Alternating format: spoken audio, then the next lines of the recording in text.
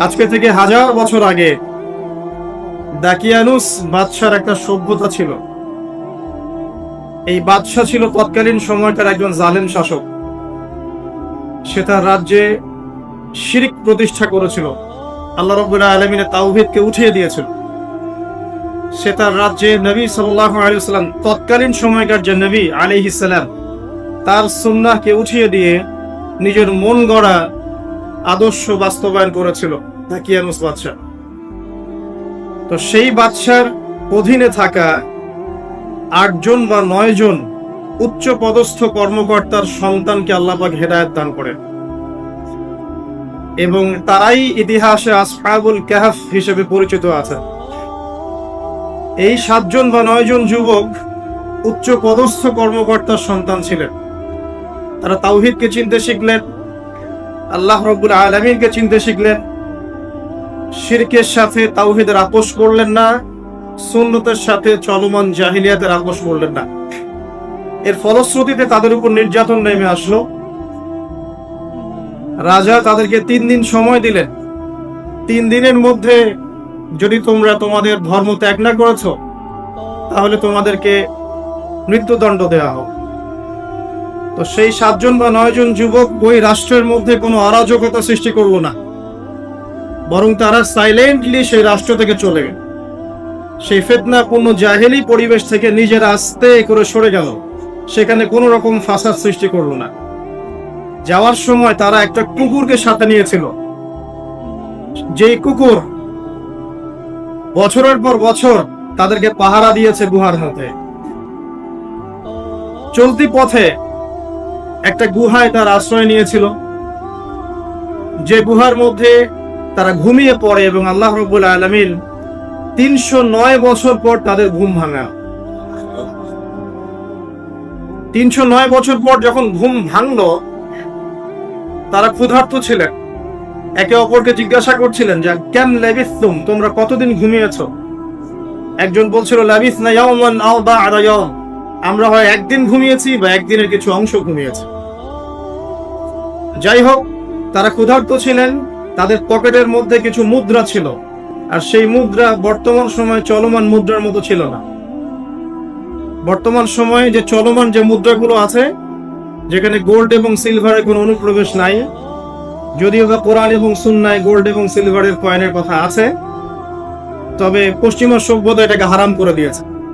আর পশ্চিমা সভ্যতা কোনো কিছুকে হারাম করে দিলে সেটা সারা বিশ্বেই হারাম হয়ে যায়, আর পশ্চিমা সভ্যতা কোনো কিছুকে হালাল করে দিলে সারা বিশ্বেই সেটা হালাল হয়ে যায়। পশ্চিমারা যদি বলে পর্দা হারাম, বিশ্ববাসী বলবে হারাম হারাম। তারা যদি বলে পর্নোগ্রাফি জেনা হালাল, সবাই বলবে হালাল হালাল। এখন মানুষ আল্লাহর ইবাদতের চেয়ে পশ্চিমাদের ইবাদত বেশি করে। আর এটা বলে রাখি, সূরা তাওবার 31 নম্বর আয়াতে আল্লাহ বলেছেন, কেউ যদি আল্লাহ পাকের হালালকে হারাম করে নেয় আর আল্লাহ পাকের হারামকে হালাল করে নেয়, এটাকে আল্লাহ পাক কুফরি এবং শিরক বলেছেন। তো দাকিয়ানুস বাদশার যুগটাও ঠিক এমনই ছিল। তো তারা যখন সেই মুদ্রাগুলো নিয়ে বাজারে গেল খাবার কেনার জন্য, তখন তাদেরকে অ্যারেস্ট করা হলো। কি অভিযোগে?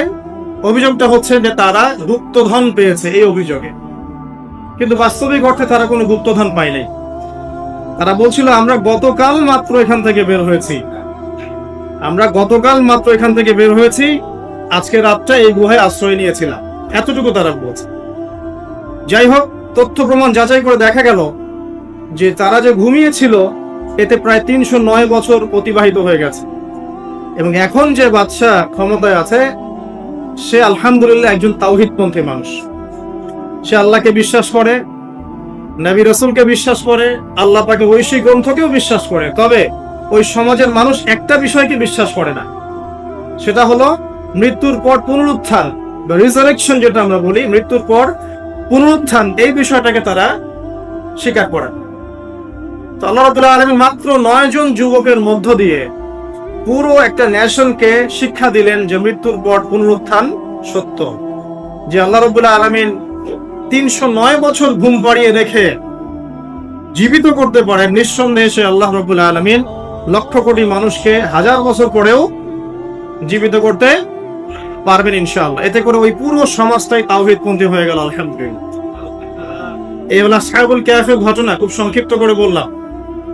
এই আসহাবুল কাহফ তারা কিন্তু খুব উচ্চ পদস্থ কর্মকর্তার সন্তান ছিলেন এবং তারা ছিলেন যুবক। তারা কেউ কাউকে চিনতেন না, কিন্তু আল্লাহ পাক তাদের মধ্যে একটা হৃদয়ের বন্ধন দিয়ে দিয়েছিলেন। এবং তারা ওই রাষ্ট্রে কোনো ফাসাদ সৃষ্টি করেন নাই, কোনো অরাজকতা সৃষ্টি করে নাই, তারা ভাঙচুর করে নাই, তারা হরতাল করে নাই, অবরোধ করে নাই, কিচ্ছু করে নাই। তারা তাওহীদের দাওয়াত দিয়েছে, মানুষ কবুল করে নাই, তাদেরকে আলটিমেটাম দেওয়া হয়েছে, দিন পরিবর্তন করো, না হলে তোমাদেরকে মৃত্যুদণ্ড দেওয়া হবে। তারা আস্তে করে সেখান থেকে চলে গিয়েছে, জাহেলিয়াত থেকে টোটালি ডিসকানেক্ট হয়ে গেছে। এরপরে আল্লাহ পাক তাদেরকে এমন একটা ঘটনা ঘটালেন যাতে করে পুরো একটা সভ্যতা হেদায়েত পেয়ে গেল আলহামদুলিল্লাহ। শুধু তাই নয়, এই ঘটনা কোরআনে থাকবে, আর কোরআন কিয়ামত পর্যন্ত থাকবে ইনশাআল্লাহ। যত মানুষ কোরআন তেলাওয়াত করবে ইনশাআল্লাহ সবাই এই ঘটনার আলোকে হেদায়েত পাবে ইনশাআল্লাহ। তো দেখুন, অল্প কিছু মানুষকে দিয়ে আল্লাহ পাক বড় কমিউনিটিকে হেদায়েত দিতে পারে। তাদের দোয়াটা আমরা সবাই করি আজকে। তারা দোয়া করেছিল, রব্বানা আতিনা মিন লাদুনকা রাহমা ওয়া হাইয়্ লানা মিন আমরিনা রাশাদা। ঠিক একই যুগ আবারও এসেছে ঘুরে ফিরে, সময় পরিবর্তন হতে থাকে। আমরা একটা কথা বলি, ইতিহাস পড়তে গিয়ে পড়াতে গিয়ে, যে হিস্ট্রি রিপিটস ইটসেলফ। আমরা বলি যে ইতিহাস নিজেই নিজের পুনরাবৃত্তি ঘটায়। ঠিক অনুরূপ ঘটনা ঘটেছিল নমরুদের সময়ও। নবী ইব্রাহিম আলাইহিস সালাম তাওহীদপন্থী, নমরুদ তাওহীদপন্থী নয়। সে মনে করে যে সেই হচ্ছে এই পুরো মহাবিশ্বের রব। আল্লাহ রাব্বুল আলামিন ইব্রাহিম আলাইহিস সালামের মাধ্যমে তাকে তাওহীদের দাওয়াত পৌঁছালেন, সে কবুল করলো না। আল্লাহ রাব্বুল আলামিন সামান্য যে বলে মশা, ক্ষুদ্র একটা মশা দিয়ে নমরুদকে শেষ করে দিলেন। আল্লাহ পাক সব করতে পারেন। ইতিহাস সেভাবেই পুনরাবৃত্তি ঘটিয়েছে আদ এবং সামুদ জাতির ক্ষেত্রেও। আদ জাতির লোকেরা অনেক লম্বা লম্বা ছিল, ফিজিক্যালি অনেক স্ট্রংলি বিল্ট। তারা পাহাড় কেটে বাড়িঘর নির্মাণ করত। সামুদ জাতীয় ঠিক এরকমই ছিল, তারা পাহাড় পর্বত কেটে বাড়ি নির্মাণ করত। আল্লাহ রাব্বুল আলামিন হুদ আলাইহিস সালামকে পাঠালেন, সালেহ আলাইহিস সালামকে পাঠালেন দাওয়াত দেওয়ার জন্য। তারা দাওয়াতি কাজ করলেন, কম দাওয়াত গ্রহণ করলো না। ইল্লা কালিলাম মিনহুম, অল্প কিছু মানুষ ইসলাম কবুল করলো, বাকিরা বেশিরভাগই করলো না। আল্লাহ রাব্বুল আলামিন বিশাল কওমটাকে, যারা বলতো মান আশাদ্দু মিন্না কুওয়া, আমাদের চেয়ে শক্তিশালী আর কে আছে, তারা এই কথা বলতো। কোরআনে কথা বলছে, কোরআন বলছে, তারা বলতো মান আশাদ্দু মিন্না কুওয়া, আমাদের চেয়ে শক্তিশালী আর কে আছে। এখন এই স্লোগানগুলো আমরা ওয়ার্ল্ড অ্যাফেয়ার্স ঘাটলে দেখতে পারি না? বিভিন্ন পরাশক্তি বলছে আমাদের চেয়ে শ্রেষ্ঠ আর শক্তিশালী কে আছে। এই কথাটাই বলেছিল আদ এবং সামুদ জাতি। আল্লাহ পাক এদেরকে এমন ভাবে ধ্বংস করেছেন যেন খেজুর গাছ উপড়ে ফেললে যেমন করে পড়ে থাকে, আদ জাতির লোকরা বাড়ির মধ্যে এভাবে পড়েছে। মাত্র 6 দিন এবং 7 রাতের মধ্যে আল্লাহ পাক আদ জাতিকে ধ্বংস করেছেন। আর সামুদ জাতিকে আল্লাহ পাক ধ্বংস করেছেন বজ্রপাত দিয়ে, প্রচন্ড বজ্রপাত দিয়ে, মুহূর্তে একটা কম শেষ। আল্লাহ পাক সব করতে পারে। ইতিহাস এভাবেই পুনরাবৃত্তি ঘটিয়েছে। ফিরআউনের যুগে চলে যান, মূসা আলাইহিস সালাম একই দাওয়াত দিয়েছেন আল্লাহ রাব্বুল আলামিন। আল্লাহ পাকের পক্ষ থেকে তাওহীদ দিয়ে তিনি ফিরআউনকে দাওয়াত দিয়েছেন যে লা ইলাহা ইল্লাল্লাহ, আল্লাহ ছাড়া কোনো ইলাহ নাই। আল্লাহ রাব্বুল আলামিন চিরঞ্জীব, চিরস্থায়ী, তার কাছে আত্মসমর্পণ করো। ফিরআউন বলেছিল আনা রাব্বুকুমুল আ'লা, আমি তোমাদের মহান রব। নাউযুবিল্লাহ। সে বলেছিল মা উরিকুম ইল্লা মা আরা, আমি যা ভালো মনে করি তাই তো তোমাদেরকে বলি। ওয়া মা আহদিকুম ইল্লা সাবিলার রাশাদ, এবং আমি তোমাদেরকে শুধু সৎপথ দেখাই। ফিরআউন এই কথা বলেছিল। সে বলেছিল যে মা আলিমতু লাকুম মিন ইলাহিন গায়রি, আমি তো জানি না যে আমি ছাড়া তোমাদের কোনো ইলাহ আছে। নাউযুবিল্লাহ। আল্লাহ রাব্বুল আলামিন সবর করেছেন, তাকে সময় দিয়েছেন, একটার পর একটা গজব দিয়েছেন। কখনো উপুন নাজিল করেছেন, কখনো রক্ত নাজিল করেছেন, কখনো প্লেগ, কখনো ব্যাং, কখনো ফড়িং, এরকম করে 9টা আযাব আল্লাহ পাক ফিরআউনকে দিয়েছেন, তার কওমকে দিয়েছেন। সর্বশেষ আল্লাহ রাব্বুল আলামিন লোহিত সাগরে সদল বলে ফিরআউনকে ডুবিয়ে মেরেছেন। ডুবে মরার সময় ফিরআউন বলেছিল যে আমানতু বিরাব্বি হারুন ওয়া মূসা, আমি এখন হারুন এবং মূসার রবের প্রতি ঈমান আনলাম। ডুবে মরার সময় ফিরআউন এই কথাটা বলেছিল।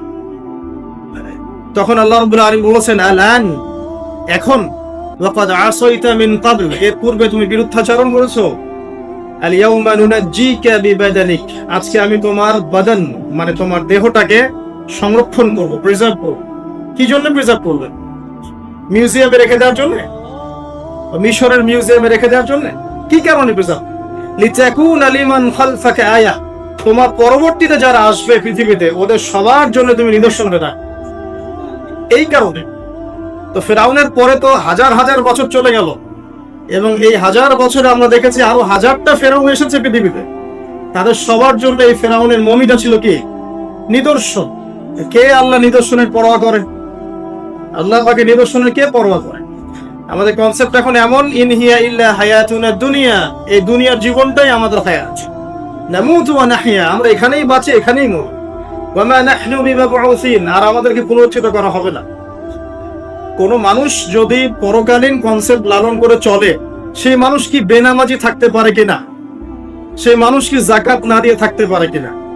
যে মানুষ পরকালে বিশ্বাস করে যে আল্লাহর সামনে আমাকে দাঁড়াতে হবে একা একাই, আমার ইমাম, আমার পীর, আমার অমুক, আমার তমুক নেতা নেত্রী কেউ আমার সাথে যাবেন, আমাকে একা আমার আল্লাহর সামনে দাঁড়িয়ে হিসাব দিতে হবে, এই কথা যে চিন্তা করে, সে কি নামাজ না করে থাকতে পারে কিনা?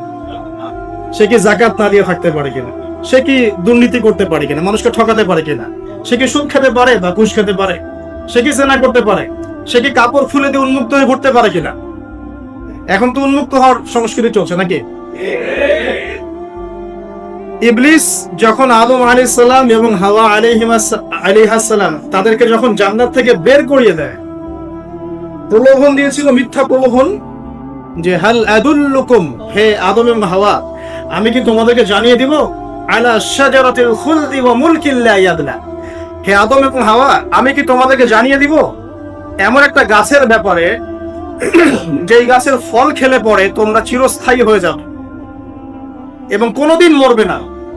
এই যে চিরস্থায়িত্বের টোপ আর অমরত্বের টোপ, এই দুইটা টোপ দিয়ে আমাদের পিতা মাতাকে ইবলিস জান্নাত থেকে বের করে দিচ্ছে। এখন পৃথিবীতে যত মানুষ পথভ্রষ্ট হচ্ছি আমরা, আমাদের এই দুইটা খাসলতের কারণে। আমরা অমরত্ব আশা করছি, আমাদের চলাফেরা দেখলে মনে হয় আমরা মরবো না, বড়কালীন কনসেপ্ট বাদ। একটা হচ্ছে চিরস্থায়িত্বের টোপ, ক্ষমতা, এই যে ক্ষমতার দাম, এই দুটো আমাদেরকে কিন্তু পথভ্রষ্ট করছে। ঠিক একই অস্ত্র ছিল ইবলিসের। সূরা আরাফ পড়ে দেখেন, আমি কোনো কিছু বানিয়ে বলছি না।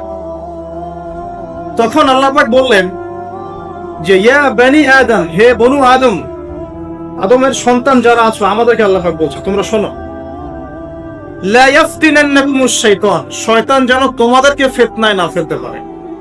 কামা আখরাজা আবাওয়াইকুম মিনাল জান্নাহ, ঠিক যেমন করে তোমাদের পিতামাতাকে শয়তান জান্নাত থেকে বের করে দিয়েছে। যেহেতু আমাদের পিতা আর মাতাকে শয়তান জান্নাত থেকে বের করে দিয়েছে, আল্লাহ পাক এই আদমের সন্তানদেরকে বলছেন তোমরা সতর্ক থেকো, তোমাদেরকে যেন শয়তান জান্নাত থেকে যেভাবে বের করেছিল তোমার পিতা মাতাকে, এমন করতে না পারে। আর কি করতে না পারে? ইয়ানজিউ আনহুমা লিবাসাহুমা লিউরিয়াহুমা মিন সাওআতিহিমা, পড়ে দেখেন সূরা আরাফ। আল্লাহ বলছেন মনে রেখো আদমের সন্তানরা, ইবলিস কিন্তু শুধু তোমার পিতামাতাকে জান্নাত থেকে বের করেই দেয় নাই, বরং গাছের কাছে নিয়ে গিয়েছিল, ফল খাওয়ার সাথে সাথেই তাদের গায়ের পোশাক খুলে পড়ে গিয়েছে। তাহলে আমাদের পিতামাতাকে জান্নাতে নগ্ন করে দিয়েছিল কে? সেই কথা আল্লাহ পাক বলছেন আদম সন্তানদেরকে তোমরা সতর্ক থেকো, তোমাদেরকে যেন ইবলিস নগ্ন করতে না পারে, ঠিক যেমন করে তোমাদের পিতামাতাকে করেছে। তাহলে এখন যে পুরো বিশ্ব জুড়ে নগ্নতার যে সংস্কৃতি চলছে, তাইলে এরা কার এজেন্ডা বাস্তবায়ন করছে বুঝতে পারছেন? কুরআন পড়েন, পৃথিবীতে যত সভ্যতা চলে গেছে, ব্যাবিলনের সভ্যতা, চাইনিজদের সভ্যতা, তারপরে যে আমাদের মাও সেতুং, ইতালির মুসোলিনি, এদিকে জ্যাপল সার্তে, এদিকে আপনার ফিডেল ক্যাস্ট্রোর কথা বলেন, ওই পশ্চিমা সভ্যতা বাদ দিয়ে যত বড় বড় সভ্যতা রিনাউন্ড, সবার পোশাক ছিল শালীন। আমি চ্যালেঞ্জ করলাম, বুঝে দেখেন, চাইনিজদের পোশাক দেখেন, আগেকার পোশাক, হাজার বছর আগের পোশাক, শালীন পোশাক, তারা কিন্তু মুসলিম ছিলেন না। আপনি এই ব্যাবিলনের সভ্যতা দেখেন, ব্যাবিলনের সভ্যতা অনেক প্রাচীন না? এই সভ্যতার পোশাক দেখবেন এটা অশালীন পোশাক ছিল না। এমনকি আইয়ামে জাহিলিয়াত যেটা আমরা বলি, নবী সাল্লাল্লাহু আলাইহি সাল্লাম যখন জন্ম নেননি তার আগের সময় কথা হচ্ছে, ওই সময়ে যে মানুষ জেনা করতো, মেয়েকে যে কন্যা সন্তানকে জীবিত দাফন করতো, তারপরে ওদের পোশাক শালীন ছিল। হঠাৎ করে বিশ্বে একটা সভ্যতা আসলো পশ্চিম থেকে, তারা বললো যে পোশাক শর্ট হতে হতে হতে হতে এক পর্যায়ে বিকিনি পরে ঘোরা শুরু, এবং এখন ওরা সারা বিশ্বে ওটা ছড়িয়ে দিচ্ছে, আমরা সবাই ওটাকে গ্রহণ করছি। আমরা বলছি 1000 বছরের সময়। এখন দেখেন আল্লাহ পাক কি বলছেন, ওয়াইদা ফাআলু ফাহিশাতান, ওই সূরার মধ্যে আছে, যখন তারা কোনো ফাহিশা কাজ করে তারা বলে, ক্বালু, তারা বলে, ওয়াজাদনা আলাইহা আবানা, ওয়াজাদনা আলাইহি আবানা, আমরা এগুলো আমাদের বাপ দাদাদেরকে দেখেছি করতে। যখন তারা কোনো ফাহিশা কাজ করে তারা বলে, অশ্লীল কাজ করলে বলে, আমরা এগুলো দেখেছি বাপ দাদা পিতৃপুরুষ থেকে করে আসছে। আল্লাহু আমারানা বিহা, আল্লাহ আমাদেরকে আদেশ করেছেন। আল্লাহ বলেন, কুল ইন্নাল্লাহা লা ইয়া'মুরু বিল ফাহশা, আল্লাহ পাক কখনো অশ্লীল কাজের আদেশ করতে পারেন না। আচ্ছা, কুলুনা আল্লাহি মা লা তা'লামুন, তোমরা কি আল্লাহ সম্পর্কে এমন কথা বলছো যে কথা তোমরা জানো না? আল্লাহ কিসের আদেশ করেন? আল্লাহ বলেন, কুল আমারা রাব্বি বিল কিসত, হে নবী বলে দিন আল্লাহ পাক আদেশ করেন ন্যায় বিচারের আদেশ করেন। ওয়া আকিমু ওয়ুজুহাকুম ইনদা কুল্লি মসজিদ, এবং প্রত্যেক নামাজের ওয়াক্তে নিজের চেহারাটাকে একনিষ্ঠভাবে আল্লাহর দিকে ফেরাবে, এই আদেশ আল্লাহ পাক করেন। ওয়া আকিমু ওয়ুজুহাকুম ইনদা কুল্লি মসজিদ ওয়াদউহু মুখলিসিনা লাহু দ্বীন, এবং একনিষ্ঠভাবে তোমরা আল্লাহকে ডাকবে, দোয়া করবে, এই আদেশ আল্লাহ। আল্লাহ পাক কি অশ্লীল কাজের আদেশ করতে পারে? ইতিহাস পড়ে দেখেন, আমি নিজে হিস্ট্রির ছাত্র, আপনি পড়ে দেখবেন, পুরো ঐতিহাসিক পটভূমি পড়ে দেখবেন, মানুষ এই 49 শতাব্দী আসার আগে এত অশ্লীল ছিল না। এখনকার বিশ্বে যত সমস্যা চলছে, কয়েকটা বলি, রিবা বা সুদ, জেনা বা উন্মুক্ত যৌনাচার, তারপরে বেপরদামি অশ্লীলতা, 4 নাম্বার আপনার মাদক, ঠিক আছে, 5 যে বড় মহামারী পর্নোগ্রাফি, যত বড় বড় মেজর সমস্যাগুলো চলছে যেগুলো ইয়াং জেনারেশনকে ধ্বংস করে দিচ্ছে, এগুলোর ম্যাক্সিমাম এসেছে কিন্তু পশ্চিম থেকে। খেয়াল করে দেখবেন, এগুলো কিন্তু বাংলাদেশ থেকে আসে নাই, আসছে ভারত থেকে, আসছে পাকিস্তান থেকে, আসছে সাবকন্টিনেন্ট থেকে আসে না, এগুলো দেখবেন একটা নির্দিষ্ট জায়গা থেকে আসছে। তো এই কারণে আমাদের সতর্ক দৃষ্টি রাখতে হবে যে বস্তুবাদী উন্নয়ন সবকিছু নয়।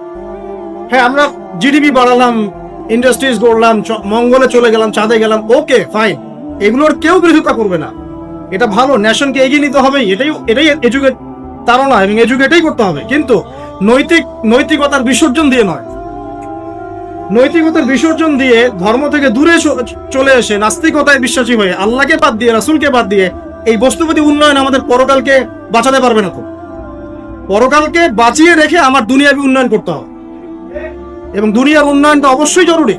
সারা বিশ্ব যখন এগিয়ে যাচ্ছে, আমরা কেন পিছিয়ে থাকবো?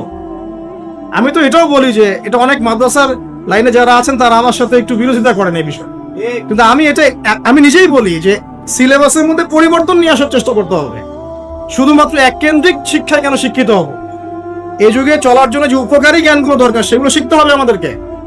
আমাদের আইসিটির জ্ঞানের দরকার আছে, আমাদের ইংরেজির জ্ঞানের দরকার আছে, ম্যাথামেটিক্স দরকার আছে, সায়েন্সের দরকার আছে, আমাদের তথ্য প্রযুক্তি জানতে হবে, অর্থনীতির জ্ঞানের দরকার আছে, পলিটিক্যাল সায়েন্সের দরকার আছে, জিওপলিটিক্স দরকার আছে। এগুলো বাদ দিয়ে শুধু যদি আমি মুখস্থ করে যাই, এই জ্ঞানটা আমার কি কাজে দিবে আমাকে বল? এই কথাটা অনেকে নেগেটিভলি নেয়, কিন্তু আমি আসলে তাদের ব্যাপারে তাদের সাথে তর্ক করতে চাই না। আমি আমার কনসেপ্ট লালন করি, আমি এতটুকুই বলছি। এবং যারা শিক্ষিত মহল আছেন, বুদ্ধিজীবী মহল আছেন, যারা দেশ সম্পর্কে ভাবেন, জাতি নিয়ে ভাবেন, উম্মা নিয়ে ভাবেন, তারা কিন্তু আমার সাথে একমত হবে চাও যে আমরা কিন্তু এই জায়গাটাতে পিছিয়ে পড়তেছি।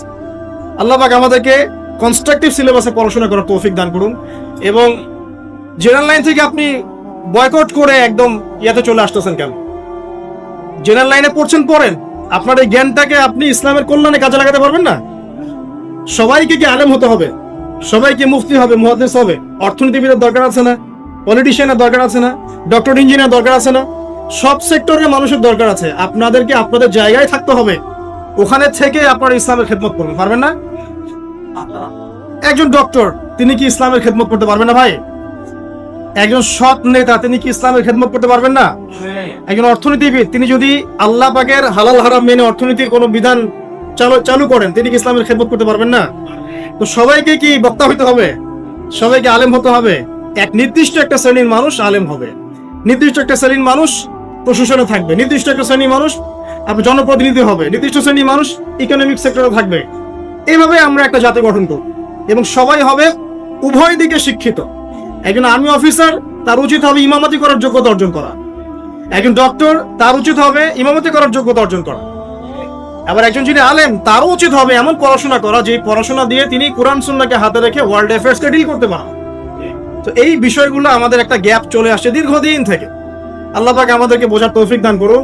আর অ্যাটলিস্ট আমরা যদি নাই পারি, আমাদের দ্বারা যদি কিছু নাই হয়, অ্যাটলিস্ট আমাদের সন্তান সন্ততি যারা আসবে ভবিষ্যতে, আল্লাহ পাক তাদেরকে যেন ইসলামের জন্য কবুল করে নেয়। আমিন। আর ইসলামের জন্য কবুল করলে কারো কোনো ক্ষতি নাই। ইসলামের আন্ডারে প্রত্যেক অমুসলিমের সর্বোচ্চ অধিকার রক্ষা করা হয়, অন্য কোনো জায়গায় করা হয় না। এবং প্রত্যেকটা ধর্মগ্রন্থের মূল কথাগুলো দেখবেন একই রকম। এক আল্লাহর কথা বলছেন, একজন শেষ নবীর কথা বলছেন, সত্য কথা বলার কথা বলছেন, ন্যায়ের পথে চলার কথা বলছেন। প্রত্যেকটা ধর্মগ্রন্থ পড়ে দেখেন, এই যে ওল্ড টেস্টামেন্ট বলেন, নিউ টেস্টামেন্ট বলেন, বেদ বলেন, আপনি বাইবেল বলেন, পড়েন, একটু পড়েন, তুলনামূলক ধর্মতত্ত্বের বইগুলো পড়েন, দেখবেন অনেক মিল আছে। তো সবাই যদি যার যার ধর্ম পালন করেন, কোনো সমস্যা আছে? সবাই যদি যার যার ধর্মের নৈতিক বিষয়গুলো মেনে চলে, কোনো সমস্যা আছে? এই সহজ সরল কথাগুলো আমরা জনগণকে বোঝাতে ব্যর্থ হচ্ছি। এই সুযোগ নিয়ে এক শ্রেণীর মানুষ এক দলকে আরেক দলের বিরুদ্ধে লাগিয়ে দিচ্ছে, স্বার্থ খুঁজে, নিজের স্বার্থে, দুনিয়ার স্বার্থে। এবং ওই যে বললাম একটা সভ্যতার কথা, ওদের স্বার্থে শান্তিপূর্ণ একটা জনসমষ্টির মাঝে ফাসাদ লাগিয়ে দিচ্ছে উদ্দেশ্যপ্রণীত ভাবে কিছু মানুষ। এদেরকে চিনতে শিখুন, এদেরকে বয়কট করতে শিখুন। আল্লাহ পাক তৌফিক, বোঝার তৌফিক দান করুন। যাক, আমি আর ওদিকে যাচ্ছি না। দেখুন, নবী মুসা আলাইহিস সালামের সময় হিস্ট্রি এভাবে রিপিট হয়েছে। আপনাকে একটা কওমের কথা বলি, এই যে শুআয়ব আলাইহিস সালামের কওম, যাদেরকে মাপে কম দেওয়ার কারণে আল্লাহ পাক ধ্বংস করেছেন। কোন কারণে? মাপে কম দেওয়ার কারণে। আল্লাহ রাব্বুল আলামিন ভূমিকম্প দিয়ে ধ্বংস করেছেন এই প্রথম এই কওমটাকে, যারা ছিল শুআয়ব আলাইহিস সালামের কওম। তাদের অপরাধ খুব বড়সড় ছিল না, কিন্তু আপনি দেখেন তারা শিরকের পাপ করতো, ঠিক আছে, এই পাপটা মোটামুটি ধ্বংসপ্রাপ্ত সব কমই করেছে। এই শিরকের পাপ বাদ দিয়ে তারা আরেকটা বড় পাপ করতো, একটা বড় পাপ। সেটা কি? তারা মাপে কম দিত, অন্যদেরকে ঠকাতো, মানে জনগণের সম্পদ লুট করে মাপে কম দিত। এই একটা কারণে আল্লাহ পাক শুআয়ব আলাইহিস সালামের কওমকে পুরো ভূমিকম্প দিয়ে ধ্বংস করে দিয়েছে। তা আমি আপনাদেরকে জানিয়ে রাখি যে আমি যেহেতু আখিরুজ্জামান স্টাডি করেছি বা করছি, এখনো কিন্তু 3টা বড় বড় ভূমিকম্প আসা বাকি আছে। নবী করিম সাল্লাল্লাহু আলাইহি ওয়াসাল্লাম একদিন মসজিদের সামনে দিয়ে যাচ্ছেন, সাহাবীরা ভিতরে বসে আছে। সাহাবীরা কোন একটা বিষয়ে কথোপকথন করছেন। নবী করিম সাল্লাল্লাহু আলাইহি ওয়াসাল্লাম জিজ্ঞাসা করলেন, তোমরা কি নিয়ে কথাবার্তা বলছো? সাহাবীরা বললেন যে আমরা কিয়ামতের আলামতগুলো নিয়ে কথা বলছি না। তখন নবীজি বললেন সাল্লাল্লাহু আলাইহি ওয়াসাল্লাম, 10টা আলামত আসার আগে কিয়ামত হবে না। কয়টা আলামত? 10টা। এই 10টা আসার আগ পর্যন্ত কিয়ামত হবে না, নিশ্চিত থাকতে পারেন। কিন্তু এই 10টা কবে চলে আসবে এর কোনো গ্যারান্টি আছে? নাই। তার প্রথমটা হচ্ছে দাজ্জাল, মাসিহুদ দাজ্জাল মানুষের রূপে বের হবে। 2, ঈসা ইবনে মারইয়ামের আগমন, নবী ঈসা আলাইহিস সালাম আসবেন এবং তার হাতে দাজ্জাল নিহত। কোথায় নিহত হবে সেটাও বলে দেওয়া আছে, প্যালেস্টাইনের বাবেলুদ নামক জায়গায়, যে জায়গাটা অলরেডি প্রস্তুত। 3 নাম্বার হচ্ছে দাব্বাতুল আরদ, জমিন থেকে একটা অদ্ভুত প্রাণী বের হবে যে মানুষের সাথে কথাবার্তা বলবে। এটা হাদিসে আছে, কিন্তু তা আমরা এখন নিঃসন্দেহে 90% মানুষ বিশ্বাস করবে না। এবং যারা একটু বেশি চেতনাধারী তারা বলবে যে মোল্লা মুন্সিদের কথা শোনো, প্রাণী বলে আবার কথা বল। কিন্তু হ্যাঁ, এই কথাটাই যদি নাসা বলে, যে হ্যাঁ একটা প্রাণী আছে পৃথিবীর গভীরে, সে অচিরেই বের হবে এবং কথা বলবে, দেখবেন সবাই বিশ্বাস করছে। দেখেন চিন্তাগত শিরক। দেখেন এই ভলেন্টিয়ার যারা আছো এখানে করো, চিন্তাগত শিরকটা দেখেন। যখন আমরা ওইসব মিডিয়া থেকে কোনো কথা আসে, আমরা নিশ্চিন্তে নির্দ্বিধায় বিশ্বাস। আল্লাহ পাক হাদিসে বলছেন, নবী হাদিসে বলছেন যে দাব্বাতুল আরদ বের হবে, মানুষের সাথে কথাবার্তা বলবে। মানুষ বিশ্বাস করতে চায় না। আর কি? ধোঁয়া। এই ধোঁয়ায় আকাশ ছেয়ে যাবে, ধোঁয়া দিয়ে আকাশ ছেয়ে যাবে। এবং এত বড় ধোঁয়া বিশ্ববাসী কখনো দেখে নাই। এখন অনেকে বলছেন, এখনকার আধুনিক স্কলার যারা, অনেক স্কলাররা এটা মত, এটা কিন্তু হাদিসে নাই, তাদের মত হতে পারে যে একটা নিউক্লিয়ার এক্সপ্লোশন হবে। সারা ওয়ার্ল্ড তো এখন নিউক্লিয়ার যুদ্ধের সামনে দাঁড়িয়ে আছে, তখন হয়তো বা ধোঁয়ায় পুরো বিশ্ব ছেয়ে যেতে পারে। এটা তাদের মত। এটা হতেও পারে, নাও হতে পারে, হওয়ার সম্ভাবনা কিন্তু আছে, উড়িয়ে দেওয়া যাচ্ছে না। ঠিক আছে? 4টা। 5 কি? 5 হচ্ছে ইয়াজুজ আর মাজুজ। ইয়াজুজ আর মাজুজ এই প্রকৃতি বের হবে, এরা কিন্তু আদম সন্তান, এবং তারা পৃথিবীর পানি খেয়ে শেষ করে ফেলে দিবে, মহাসাগরের পানি খেয়ে শেষ করে ফেলে দিবে। তারপর এই যে 6, 7, 8 এই তিনটা হচ্ছে তিনটা বড় বড় ভূমিকম্প, যেটা বলতে গিয়ে আমি যে আসবো এই তিনটা ভূমিকম্প এখনো আসা বাকি আছে। নবীজি বলেছেন একটা পৃথিবীর পূর্ব দিকে হবে। পূর্ব দিক কোন দিক? এই যে Indonesia, Malaysia, Bangladesh, Pakistan, Myanmar, আপনার শ্রীলঙ্কা, এই পুরো কন্টিনেন্ট পূর্ব দিক, পৃথিবীর পূর্ব দিক। কোন কান্ট্রি এটা তো বলা হয়নি, পূর্ব দিক বলা হয়েছে। এবং এখানে ভূমিকম্প বলা হচ্ছে না, বলা হচ্ছে ভূমি ধসে যাবে, মানে পুরো ভূমিটা নিচে চলে যাবে। এখন যারা এগুলো নিয়ে গবেষণা করেন তারাও কিন্তু সেম কথাই বলছেন, খেয়াল করে দেখেন। তারা হয়তো বিজ্ঞান দিয়ে ব্যাখ্যা করছেন, কিন্তু হাদিসে কিন্তু এটা বলা আছে। আরেকটা হচ্ছে পৃথিবীর পশ্চিম দিকে। আর পশ্চিম দিকে কেন হবে জানেন? সমকামিতার কারণে, সুদের কারণে, জেনার কারণে, পর্নোগ্রাফির কারণে, এবং সারা বিশ্বকে তারা যে জুলুমটা করছে, এই জুলুমের প্রতিফল হিসেবে আল্লাহ পাক বসিয়ে দিবে। এর কোনো অস্তিত্বই থাকবে না। এখন মনে হচ্ছে না যে পুরো সারা ওয়ার্ল্ডকে রুল করছে, অস্তিত্বই থাকবে। ভূমিধস। আরেকটা হচ্ছে পৃথিবীর মাঝখানে। মাঝখানে কারা আছে বলেন? মাঝখানে আমাদের আমিরুল মুমিনিনরা আছে এখন, নাকি? যারা গান বাজনাকে উন্মুক্ত করে দিচ্ছে, যারা পর্দার শিথিলতা নিয়ে আসছে, এরা আছে, আমিরুল মুমিনিনরা আছে। তো সেখানেও একটা ফিতনা অপেক্ষা করছে, অপেক্ষা করতে থাকেন। তো এই কথাটা বলতে গিয়ে আমি এখানে এসেছি। পৃথিবীতে কিন্তু এখনো তিনটা বড় বড় ভূমিকম্প বাকি আছে। আর সর্বশেষ আলামত আছে ইয়েমেন থেকে একটা আগুন বের হবে, বিশাল আগুন। এই আগুনটা মানব জাতিকে হাসরের মাঠের দিকে তাড়িয়ে নিয়ে যাবে। এই 10টা আলামত না আসা পর্যন্ত কিয়ামত হবে না। অতএব আপনি এখন রিল্যাক্সে নাকে তেল দিয়ে ঘুমান, নাকি ভাই? এই 10টা আলামত না আসা পর্যন্ত কিয়ামত হচ্ছে না। তবে এই 10টা আলামত আসার পটভূমি কিন্তু তৈরি হয়ে যাচ্ছে, এটা আমাদের খেয়াল করতে হবে। আচ্ছা আসেন, এই যে শুআয়ব আলাইহিস সালামের কওমকে যে ভূমিকম্প দিয়ে ধ্বংস করা হলো, এই ভূমিকম্প কখন আসে? আল্লাহ পাক বলছেন তার রাসূলের মাধ্যমে, যখন সমাজের মধ্যে পাপ বেড়ে যাবে, অশ্লীলতা বেড়ে যাবে, মানুষ মাদককে হালাল মনে করা শুরু করবে, জেনাকে হালাল মনে করা শুরু করবে, এবং এই যে বেপরদামি বেড়ে যাবে, তখন সমাজের মধ্যে ভূমিকম্প দেখা দিবে, ভূমিধস দেখা দিবে। গান বাজনা, বাদ্যযন্ত্রকে মানুষ হালাল মনে করা শুরু করবে, তখন এগুলো আসবে। তো এগুলো কি আসার বাকি আছে? এখন কি মনে হচ্ছে? আল্লাহ পাক আমাদেরকে হেফাজত করুন, আমিন। বাঁচার উপায় কি? ওই যে বললাম, রব্বানা বলেন, আতিনা মিন লাদুনকা রাহমা ওয়া হাইয়্ লানা মিন আমরিনা রাশাদা। এভাবেই ইতিহাস নিজেকে পুনরাবৃত্তি ঘটিয়েছে। কওমে লূত, মনে আছে? লূত আলাইহিস সালামের কওম, ইব্রাহিম আলাইহিস সালামের ভাতিজা ছিলেন লূত আলাইহিস সালাম। তাকে আল্লাহ পাক একটা কওমকে দাওয়াত দেওয়ার জন্য পাঠালেন, যে কওম এমন পাপ করছে যেই পাপ ইতিহাসে কেউ কখনো করে নাই। ওই কওমের আগ পর্যন্ত পৃথিবীতে কেউই এই পাপটা কখনো করে নাই। কি পাপ? কে বলতে পারবেন? সমকামিতা। কি পাপ? সমকামিতা। এখন তো অ্যাভেলেবল দেখছি আমরা, এখন আমরা অ্যাভেলেবল দেখছি না? ছেলে ছেলে বিয়ে করছে, মেয়ে মেয়ে বিয়ে করছে। এবং বড় বড় কান্ট্রিজ যেগুলো আছে, আমেরিকা, ব্রিটেন, অস্ট্রেলিয়া, কানাডা, সব জায়গায় এগুলো হালাল। এগুলো হালাল। স্বাধীনতা, বাক স্বাধীনতা।